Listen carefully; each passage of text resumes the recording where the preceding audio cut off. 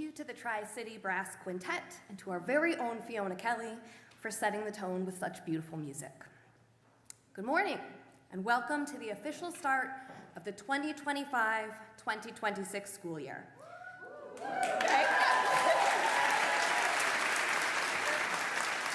I want to extend a particular welcome to all of our new students. We are thrilled to have you join our community. I think Laddie, you're up there, maybe. Whatever you are feeling, excited, nervous, jet-lagged, perhaps some combination thereof, know that you are not alone. Don't be shy about asking for help when you need it. We're all here to support you. Welcome back, returning students. Watching you greet each other with unbridled enthusiasm after a summer apart is one of my favorite things about the start of the school year. Welcome back, faculty and staff, and thank you for all that you have done to make the year ahead a great one. Last but certainly not least, welcome back to the class of 2026.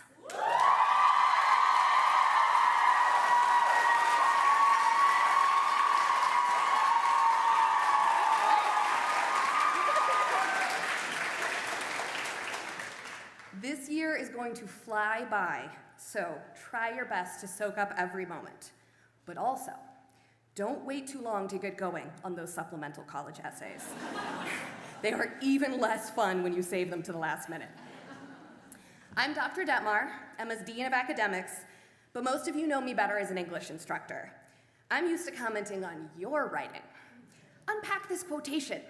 Watch out for comma splices. Rather than sharing my own, and preparing these remarks served as a poignant reminder of the vulnerability inherent in sharing one's words with others. I'm humbled, and if you can't tell, quite nervous to be at the mic this morning to share my thoughts as we embark on a new school year together. To mark the moment, I'd like to reflect on the potential of new beginnings and to say a few words about the power of old friends. You may have heard of the fresh start effect, a term coined by behavioral scientist Katie Milkman.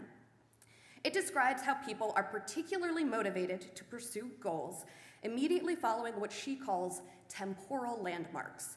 That is, significant, often transitional moments like birthdays or the start of a new year. Whether this is your 4th year or your 5th day at Emma, the start of a school year is a powerful temporal landmark, and I encourage you to take advantage of it.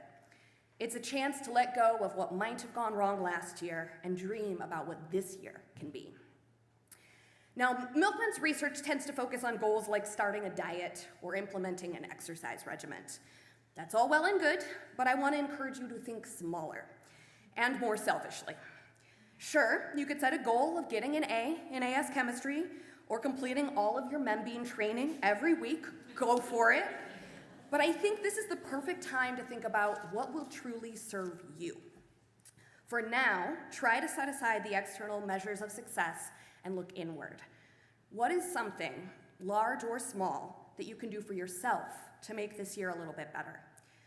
I got a head start on my personal goal for this year after listening to Dan Harris's book, 10% Happier, a few weeks ago. I am doing 2 related things. First, at the suggestion of Dr. Lassie, I am bricking my phone overnight, removing my access to social media, email, and texts. And second, I'm meditating for a few minutes each morning. So far, I'm really bad at it. But I usually manage at least a minute or 2 of peace before starting my day, and honestly, it's been pretty incredible. So what will you try? Will you go to bed a little earlier this year? Will you listen to a playlist of your favorite songs each morning? Take a walk every afternoon? Whatever your answer, I hope you take advantage of this fresh start to make your life just a little bit happier. So today is obviously the start of something new, but before I yield the microphone, I want to say a little bit about the enduring power of the old. Believe it or not, the friends you have made and will make here at Emma will one day be your old friends, and there's truly nothing like old friends. I graduated from high school in 2005. That's right, 20 years ago. But the highlight of my summer, aside from seeing the Backstreet Boys at the Sphere with Miss Egan, Dr. Grimm, and thousands of other millennials, was getting together with my best friends from high school for a few days. We're spread out across the country, West Coast, East Coast, Midwest, but after seeing entirely too little of each other for the past couple of years, we decided to insist upon an annual summer get-together. I'll be honest, we didn't get up to much. We stayed by a lake, but it was so hot, humid, and buggy that we barely ventured out. One of my friends had her 6-month-old son with her, so there were diapers to be changed and naps to be worked around. But neither the location nor the itinerary was really the point. The point was spending time together, and that was rejuvenating. The shared memories and inside jokes made me feel completely and effortlessly myself, and I came back to campus recharged and ready for the year ahead.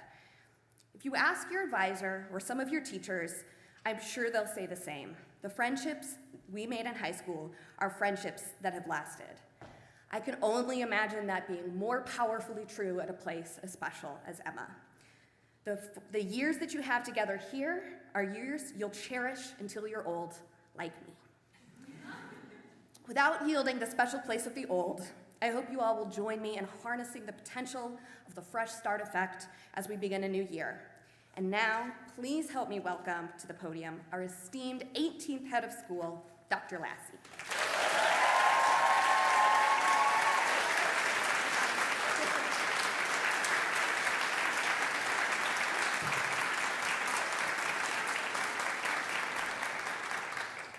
Good morning, and thank you, Dr. Detmar. And thanks to all of you. I am so thrilled to be here in this spot at this moment. On my second visit to Emma Willard last fall, I had an opportunity to tour this space while the Klingenstein Concert Hall was still under construction. I stood right over there before these seats, and even the floor was in place. Looking up at the original wood trusses, gorgeous, and the new acoustic panels that were still being installed, some looked to me like clouds, and some like great white birds soaring over this hall. I felt chills as I stood there, trying to manage my hopes, but fervently hoping, anyway, that I would be here speaking to you today at Convocation. I'm grateful to everyone who contributed to that process. I'm grateful to be here, and I'm grateful that all of you are here. We all came to Emma from different places, in different ways and different times, but for many of the same reasons. This is a special place and a special school, and we are here this morning to celebrate the opening of the 212th academic year, one of many in a long legacy of inspiring, challenging, and empowering girls and women to serve and shape their worlds. I have many hopes for you today and for this academic year. I hope that you learn and grow, and that you engage with people and ideas that are inspiring, and that you experience joy and challenge. It's wonderful to see some joy in the room this morning. For many of you who are new to Emma, you, like me, may also be experiencing challenge, the challenge that comes with change. I know it is not easy to change schools. Everything is new to us. New people, new buildings, new landscape, new weather, new language perhaps, and new food, a new email system, new traditions. It can be overwhelming and exhausting. It takes us extra cognitive energy. We have to think about everything we do and see because it is all unfamiliar. Last November, as I was driving back to New Hampshire after visiting Emma, I was listening to a podcast about imprinting, about those critical times in our lives, usually when we are quite young, when our brains are open, when so much is new and we learn very, very quickly, soaking up information like dry sponges. We are predisposed to be impressionable at those times, and we notice everything. As I was preparing myself to join a new community, I thought about how exciting it could be for my brain to be open again in that way. I knew it would be uncomfortable, and it is in some ways, even as this is a wonderfully supportive community. It is just so much easier when everything is familiar. When anyone asked me what I might be nervous about in coming to Emma, my answer was about not having an extensive and deep knowledge of the school to draw on right away, the kind of knowledge that comes from being part of a place and a community for a very long time, knowledge that comes with familiarity. But as I thought more about the podcast, I tried to turn that worry inside out, to reframe it a little. I challenged myself to view this transition as a gift, one that would only happen once, and one that I should not waste by rushing through it too quickly toward the comfort of familiarity. I'd like to challenge you to do that as well this fall. To new students, as you notice things, ask questions about them, reflect on them. You won't ever have this time back when you are seeing everything at Emma with fresh eyes. You might try, as I have, to walk a little more slowly, to write in a journal, to meditate perhaps, to take pictures sometimes, but more often to put phones away. As you each find and walk your own paths, soak it all up and remember how it feels. Share how it feels with others. If you find yourself longing for a time when you will not feel out of place, when you will know, for instance, where Kellis ends and Sage begins, I understand it's in hyphen, or which stairwell takes you down to Willard's wardrobe, to the makerspace, or the military classroom. Know that that time will come. You will eventually walk well-worn paths, and in the meantime, try to keep your eyes and your minds and your hearts open. Slow down. Notice what you are noticing. Before details that stand out now start to fade into the background and become almost invisible. To returning students, I challenge you to seek out the unfamiliar. Meet and talk with new people. Try to see the campus from their eyes. Take a new path occasionally. Explore new ideas. As Dr. Detmar suggested, try something new as a fresh start. Consider different points of view. Seek out new spaces that are less familiar to you and notice them. Really notice them. Even though we might be predisposed to crave it, we do not learn best when we are comfortable. When learning an unfamiliar language, it feels better to practice the words we already know, especially when we can feel our confidence growing. The review exercises in a math textbook can feel preferable as we practice acquired skills, but we know that the problem that introduces a new concept is likely to feel uncomfortably confusing for a while. Don't misunderstand me, practice is a necessary component of learning for sure. It is important to grow our confidence and build proficiency. But we cannot continue learning if we don't continue to push ourselves into unfamiliar territory. It is what stretches us. It's what creates new pathways in our brains, what allows us to see or appreciate something from a new perspective, and it's what fuels our creativity. It takes a different kind of confidence to continually embrace newness, uncertainty, and even confusion. Rather than a confidence that comes from mastery, it's a confidence in ourselves, the belief that we can and will make sense of what is at first unfamiliar and that we will grow from that process. Here at Emma Willard, we grow in community. We believe in each other. Critical periods are by nature periods of vulnerability. In a very literal sense, I've risked stumbling sometimes as I have walked around campus, mesmerized by architectural details, by chimneys, or murals in staircases especially.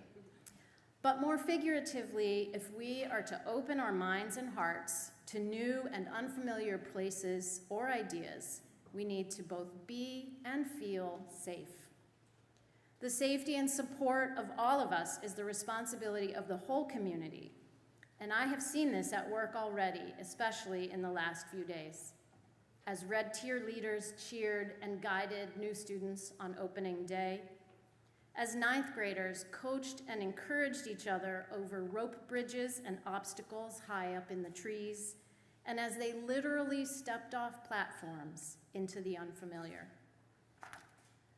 Over the next few months, we will all together witness and participate in countless moments when this community will come together in big and small ways, when we will face unfamiliar challenges together, and we will ask for and give help to each other, when we will see, hear, and include each other as individuals, recognizing the fullness of our identities in community.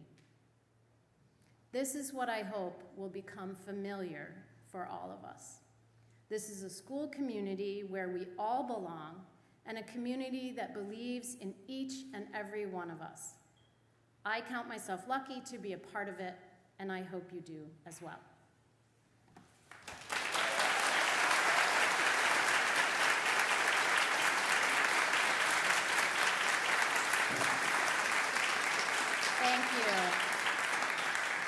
Thank you. I now invite Dr. Detmar back to the podium to introduce our new faculty and staff.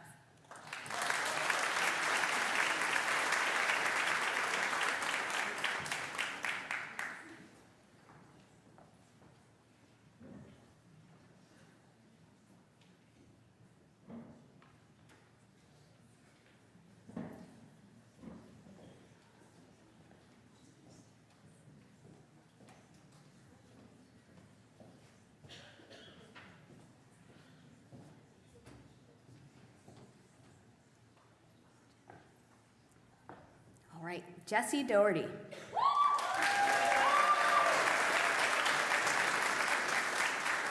Mr. Doherty is an English instructor joining Emma Willard from Oakwood Friends School in Poughkeepsie, New York. He will be teaching English 2 and 3 and will help coach JV basketball in the spring. Outside of school, Mr. Doherty loves to play board games and write music. His office is in the English wing of the library, and he lives in the Hudson Valley with his partner Taylor and his daughter Esther. He is expecting another daughter this fall.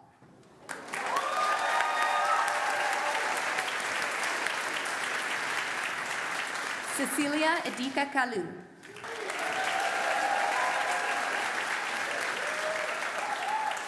Dr. Cecilia is a history instructor joining Emma Willard from the University of Massachusetts, Boston, where she served as a lecturer and postdoctoral fellow, and from Boston University, where she served as a faculty lecturer. Dr. Cecilia will be teaching 1 section of AS Comparative Government and Politics and 3 sections of 10th grade history, Latin American history, and contemporary world history. She will also be advising the Model UN Club. Dr. Cecilia's office is in the history wing of the library, and outside of school, she enjoys traveling and making friends.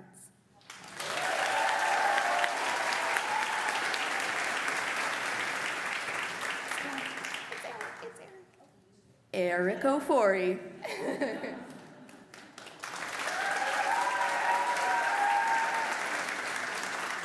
Dr. Ofori is a mathematics instructor joining Emma Willard from the Hotchkiss School in Lakeville, Connecticut.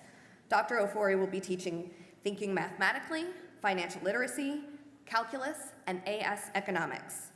Dr. Ofori earned a PhD in finance from Rensselaer Polytechnic Institute, a master's in applied mathematics from RPI, a master's in mathematics and statistics from University at Albany, and a bachelor's in mathematics from Kwame Nkrumah University of Science and Technology in Kumasi, Ghana.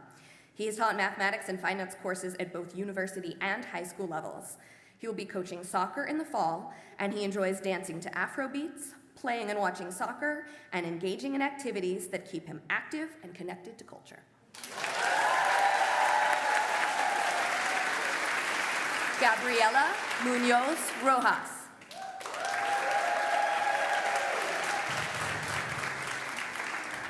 Ms. Rojas is a mathematics fellow joining Emma Willard from Hamilton College in Clinton, New York, where she double majored in mathematics and neuroscience. While at Hamilton, she worked as a student manager for the audiovisual services team, worked in residential life as a community advisor, and served as a mentor to students taking Calculus 1. Ms. Rojas has also worked as an instructor and student advisor for Explo, where she taught students in grades 9 to 11 at Wellesley College. This year, Ms. Rojas will be teaching geometry. She will also be scoring varsity volleyball, supervising after-school PE table tennis, and advising the F word. It's our feminist club.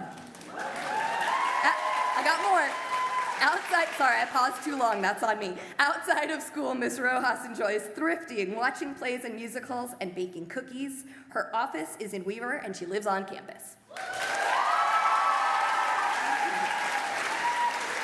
Brennan Robeson.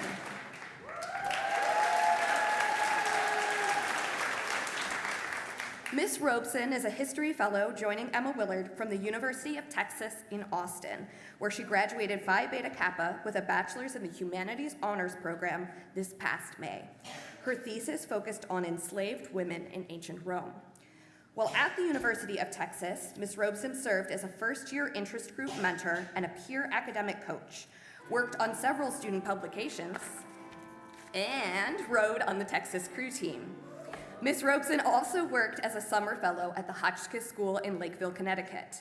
This year, Miss Robeson will be teaching 9th grade history, classical Mediterranean history, and Indian history. She will be coaching crew. Outside of school, Miss Robeson enjoys swimming and reading and is currently teaching herself to play the guitar. Miss Robeson's office is in the history wing of the library, and she lives on campus.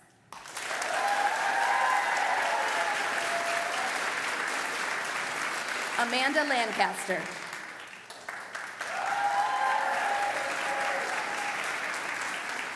Amanda is a house parent joining Emma Willard from the Aloha Foundation in Vermont, where she worked in communications and as a camp counselor for teenage girls.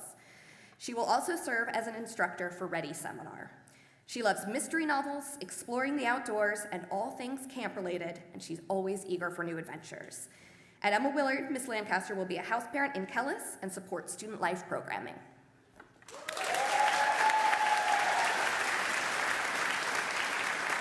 Noelle Poet.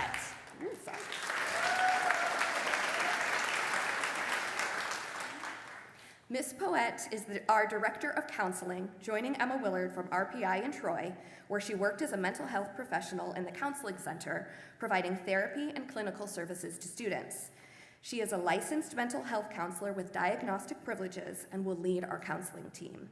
Ms. Poet received her master's in mental health counseling from the College of St. Rose and her bachelor's in psychology from Lemoyne College. Ms. Poet's office can be found just outside the health center. She lives locally with her husband, 2 young sons, and her golden retriever. Ms. Poet enjoys going to live concerts, spending time with her friends and family, and most of all, anything Christmas related.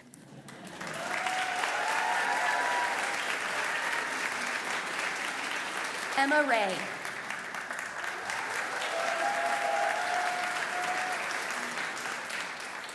Emma joins Emma Willard as a house parent, coming to us from EF International Academy in Pasadena, California. She is located on -2 and will be supporting our Davis Scholars this year. In her free time, Emma enjoys hiking, reading, practicing yoga, and spending time with her family. She has 2 sisters, including a twin, and a younger brother.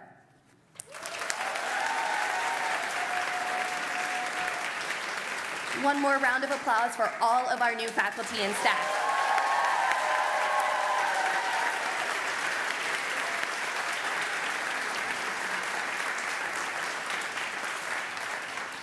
Please help me welcome Dean of Students Shelley Marr to the podium to give our closing remarks.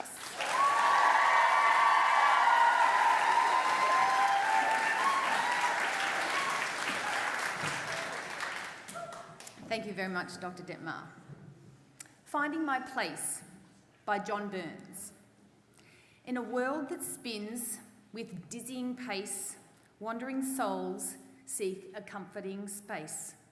A life full of questions, a heart full of doubt, puzzling one's purpose, what's it all about? Behind every smile, a hidden frown, the weight of existence often pulling us down. We dance on a tightrope, so fragile and thin, balancing dreams against life's deafening din. Struggling and surviving, we search far and wide for a slice of contentment, a place we can bide. We look to the stars or deep in a book for answers that elude us, no matter where we look. Yet somewhere between the struggle and strife, in unexpected moments, we stumble on life. In laughter and tears, in love's tender embrace, we find fleeting glimpses of our rightful place. Amidst all the chaos, the noise and the fray, hints of true purpose might light up our way. While the struggle seems endless and hardships won't cease, in rare quiet moments we find our own peace.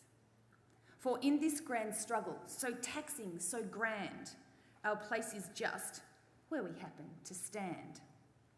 Though life doesn't offer a map or a guide, in seeking we find where our true selves reside. Students, you will be dismissed by your book group this year. Please remain in your seats and wait for Miss Bunicki to come up to the podium to release you after all of the adults have processed out. So it's now time to please stand for the Alma Mater and recessional.